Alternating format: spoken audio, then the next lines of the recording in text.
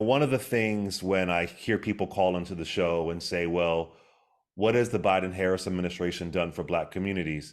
I bring up the infrastructure bill because there are millions of dollars that are going into cities like Philadelphia, where I'm from, or Detroit, or even Jackson, Mississippi, right? So if you could break down two key things, and we know it helps all communities, but just with this community, specifically, if you could break down two key things, what will the infrastructure do bill do now in this moment within this year or so? And what will the long-term impacts be of the infrastructure bill 5 to 10 years from now, especially in Black communities and Black districts? Yeah, I think that's a great way to break it down. And the long run payoff is better infrastructure in every form, whether we're talking about transit, buses and trams and trains, whether we're talking about airports, just roads, bridges, and tunnels.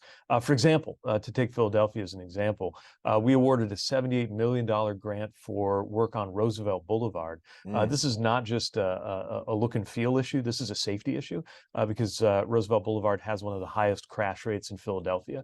A lot of crash-related fatalities there. And so the improvements that we're funding across a 12-mile stretch of road are going to improve safety as well as accessibility there.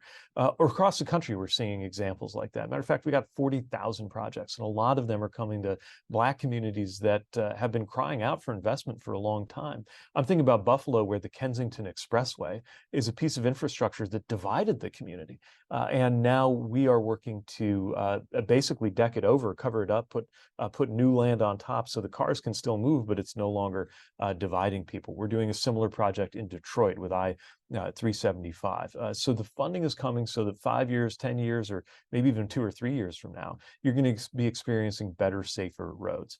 But to your other part of the question, what can we expect now? What we're getting more and more of right now is the jobs working on these projects, right? Even if a bridge is going to take 3 years or 5 years to be done, right now, there are jobs working on that. And we're working to make sure that more of the businesses that participate in those contracts and more of the workers that get good paying jobs on those projects come from communities that have been excluded in the past. And look, we know that Black-owned businesses and Black construction workers did not have the same level of participation in those good-paying construction projects from infrastructure efforts of years past, like building the interstate highway system. We're doing it differently this time, going out of our way to make sure it's fair, inclusive, and that more workers and businesses get a chance to be part of this.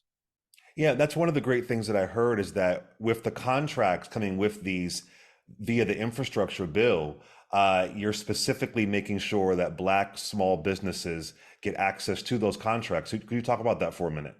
Yeah, we set a goal, first of all, for the direct contract dollars that come out of our department. So anytime the U.S. Department of Transportation is doing business with a business in order to deliver on our mission, that we increase the level of participation from those who've been excluded in the past. We set a 20% goal Mm. for small disadvantaged businesses. We beat that, and we're looking at how to be even more ambitious. And that translates into billions of dollars of value. The other thing we're doing is the dollars that are going out to the states, to communities, we're making sure there are ways for them to be sure to include more people. For example, I'm looking out the window even as we speak at the Frederick Douglass Bridge here in Washington, D.C. It connects the 6th and 8th wards in a way that hadn't happened before and is really important for the community. That bridge is partly the result of a local hire preference, which used to be impossible under the rules and regs of this department for a lot of projects. We're now actively encouraging local hire. That means that a contractor or a project sponsor should be looking for people who live in the area where the project is being built. I saw the power of this approach in LA, where there's an initiative called Hire LAX.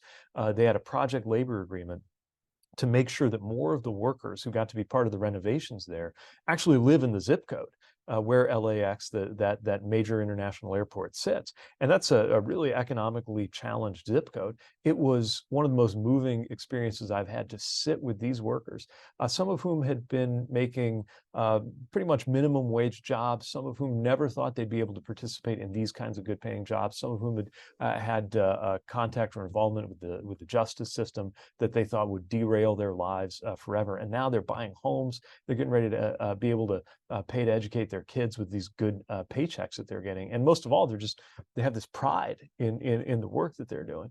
We need to make sure that we're encouraging that in every part of the country. And I think, look, we're already seeing data that the black-white wealth gap is down under President Biden.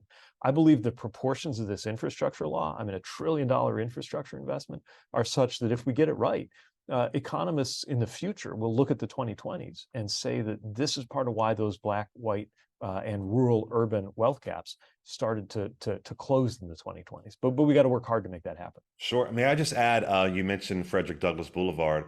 I remember your Douglass plan when you were running for president, and you talked about infrastructure in your Douglass plan. I just want to shout you out for that. You went into detail with infrastructure in your Douglass plan. Just really interesting. Thanks for remembering that. I know not everybody was picking through the policy details of our Oh yeah, I loved it. Campaign, but this is something we really care about here. Yeah, absolutely. So let me ask you this.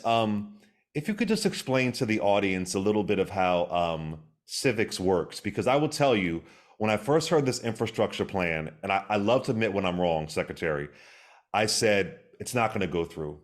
Biden's not going to get this through. I support him, but there's no way this is going to happen. And he managed to get it through. I mean, this is really a crucial piece of legislation.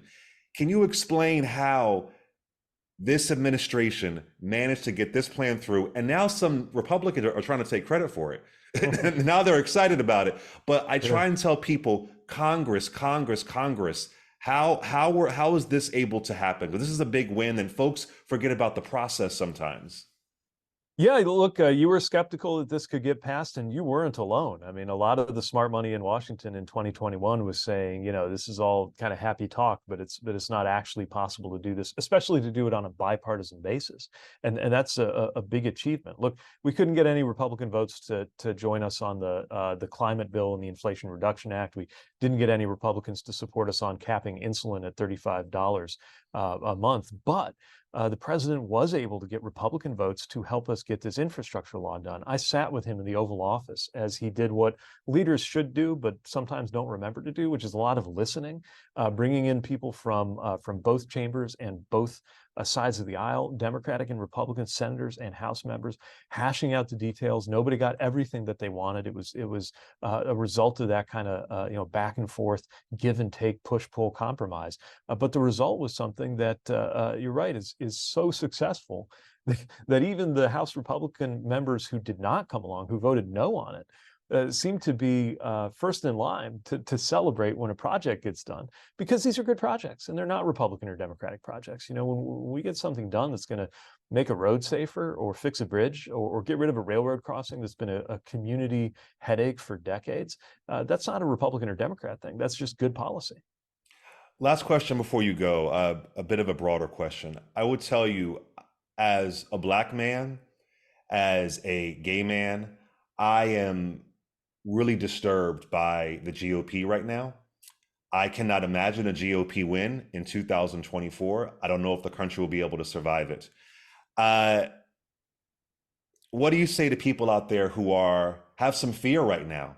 And it's not just a regular election. I mean, we have presidential candidates they can't even say slavery. The Civil War was slavery. We have other candidates. We have the governor of Mississippi who made April Confederate Heritage Month. We have a war on trans people. It just feels like it's wars of ideology, not even wars of policy. As somebody who's in there working with people on a bipartisan basis, what do you say to me or my audience who they have some fear right now and they're trying to get past the fear to ensure that we win?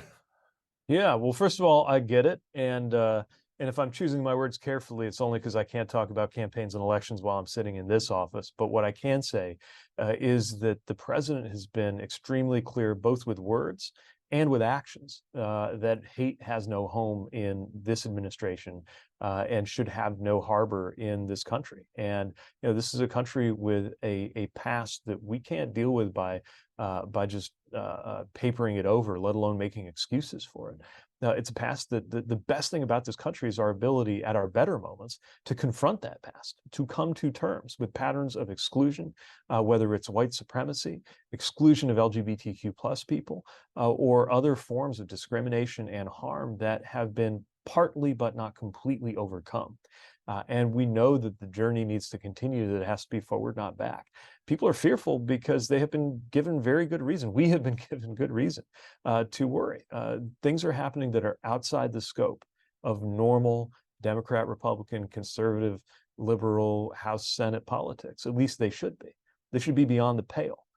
They should be something that nobody from any political background would tolerate, and they must be confronted, whether it's making excuses for or trying to talk about the bright side of slavery, or whether it is trying to move the ball backwards on anti-discrimination in this country. That must be named, confronted, called out. And to me, that's not a campaign thing or a partisan thing. It is just right and wrong. I want to thank you for coming on, and I want to also add, I don't watch Fox News, but when you go on, it is just masterful. I don't know if they invite you on. Do they invite you on anymore, or they just stop? Not as often as they used to, but I'll go anywhere with a message that I believe in. I really appreciate that. Once again, Secretary of Transportation Pete Buttigieg, thank you so much for coming on. I appreciate you. Have a good day. Thank you. Same here. Really enjoyed it.